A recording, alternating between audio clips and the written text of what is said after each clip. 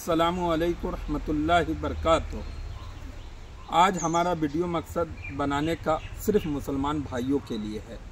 मैं मुसलमान भाइयों को एक संदेश देना चाहता हूं कि इसमें कोई शक नहीं कि बीजेपी एक ही दांव में जेडीयू, आरएलडी और टीडीपी से अगला पिछला सारा हिसाब बराबर कर लिया।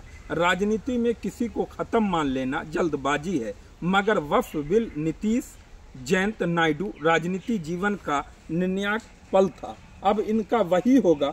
हाजी याकूब को दाढ़ी खींचने वाले बयान के बाद मायावती का हुआ, मुजफ्फरनगर दंगे के बाद अजीत सिंह का, हिजाब कानून के बाद देवगौड़ा का और 370 के बाद महबूबा मुफ्ती का और CA/NRC कानून के बाद जगमोहन और नवीन पटनायक का।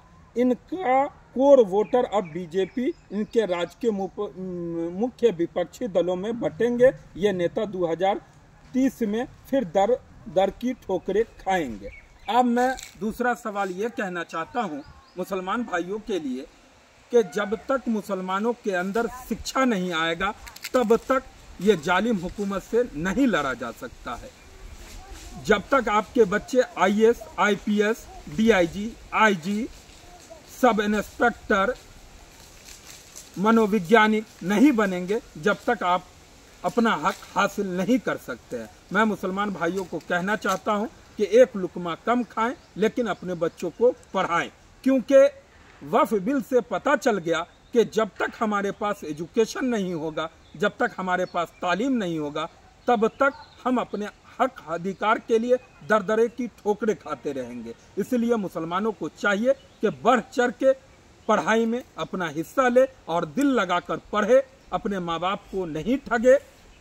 और दूसरी बात मैं ये कहना चाहता हूँ कि बिहार के उप मुख्यमंत्री विजय सिन्हा जी हैं, जो कहते हैं कि वक्फ बिल के विरोध में अगर कोई धरना प्रदर्शन करेगा तो हम उसको जेल में डाल देंगे। विजय सिन्हा जी, ये भारत है और भारत स्वतंत्र है। ये नहीं कि आप वक्फ बिल पास तो करवा लिया आप अपने सांसद से, बहुमत से, लेकिन विरोध का हक हर इंसान के पास है, चाहे आपका बिल अच्छा हो या खराब हो।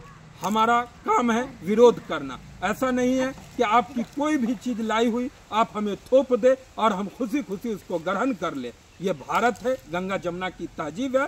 हम खुल के वक्फ बिल का विरोध करते हैं। और मुसलमानों को एक चीज आखिरी में ये कहना चाहता हूँ कि बिहार में लगभग 250 विधायक है। 250 में अगर 60-70 आपका विधायक होता तो आपकी आवाज बुलंद होती। 40 सीट सांसद की है, उसमें 10 सांसद आपका होता तो आज ये दिन नहीं देखना पड़ता।